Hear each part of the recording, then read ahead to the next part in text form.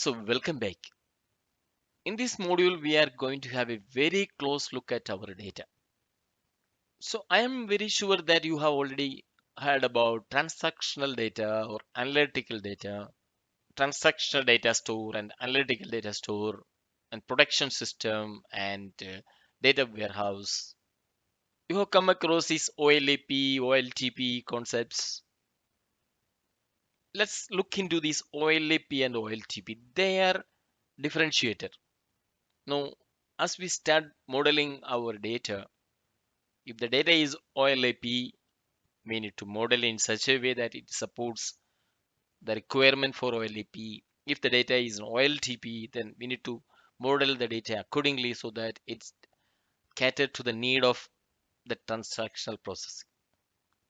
So OLAP means online analytical processing and OLTP means online transactional processing.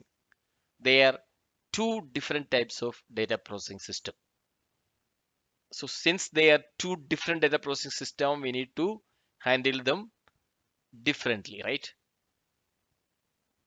So what exactly is OLAP?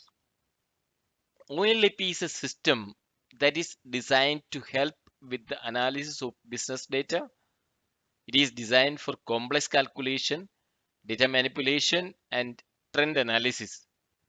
This system often has fewer users but more data volume. It is mainly used by data scientists and analysts to make strategic decisions.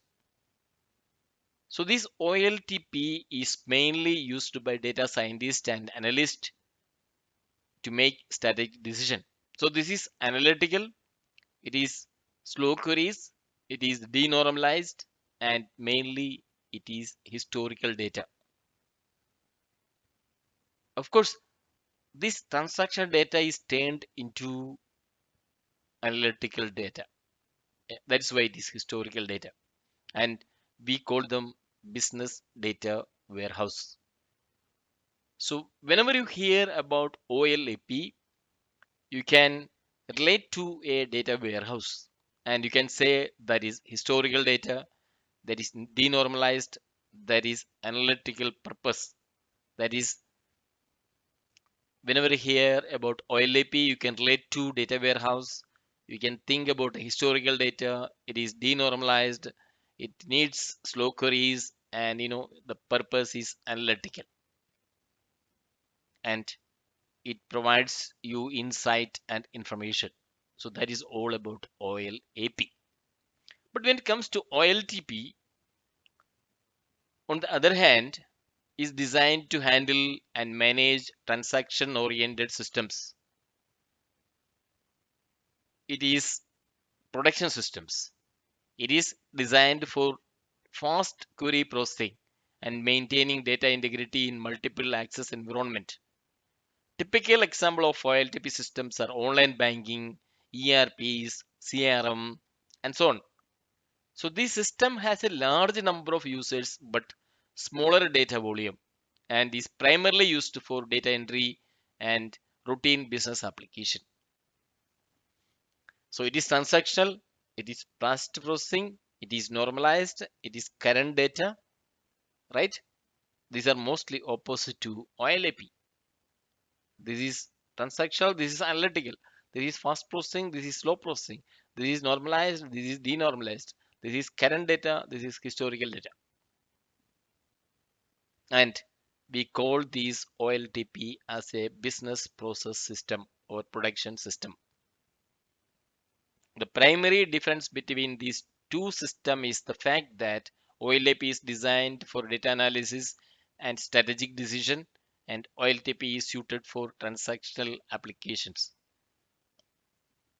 So why I have explained these two concepts in a detail is as we do the modeling, we have to approach according to the processing system. If it is an OLAP, you have to approach in OLAP way, and if it is OLTP, you have to approach in OLTP way. So how do they differ? Of course, we all need to know that. So let me explain you.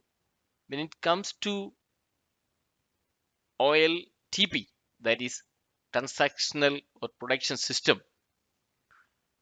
This methodology This methodology is usually related to regular daily transaction within a business. So the data modeling is carried out in a normalizations to minimize repetitiveness in the database, thus reducing the overall data traffic and increasing the efficiency of the database to retrieve desired data. So in this system, the first modeling approach is hierarchical database model. What is this hierarchical database model? The model implies a structure like a tree where each record has a single parent or root. This model is primarily used with OLTP as it allows quick addition and modification of data. So that is hierarchical database model. The second model is network database model. So this model utilizes a graph structure and works greatly with OLTP system due to its capacity to handle a large number of relationships in a fluid manner. So that is a network database model. Then finally, under transactional system, we have a relational database model.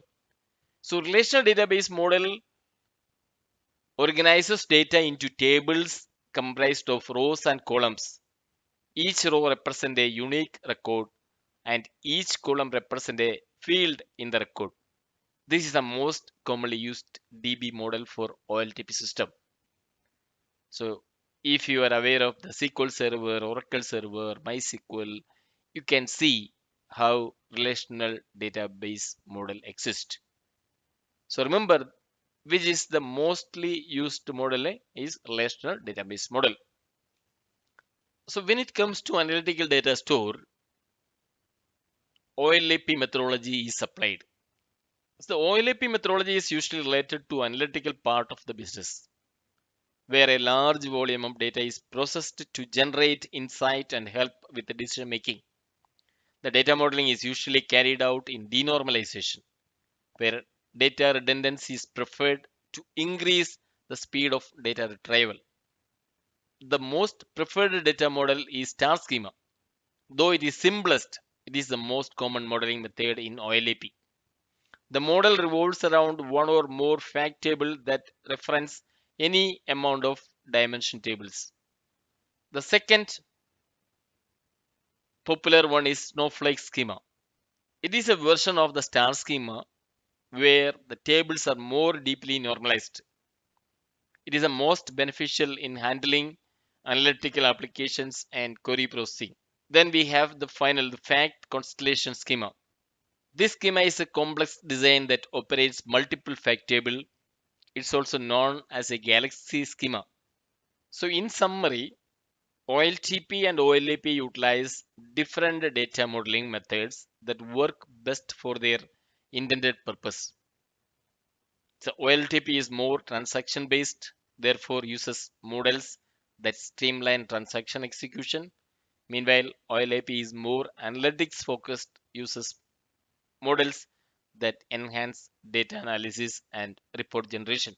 So in the next video, we will see how to do star schema.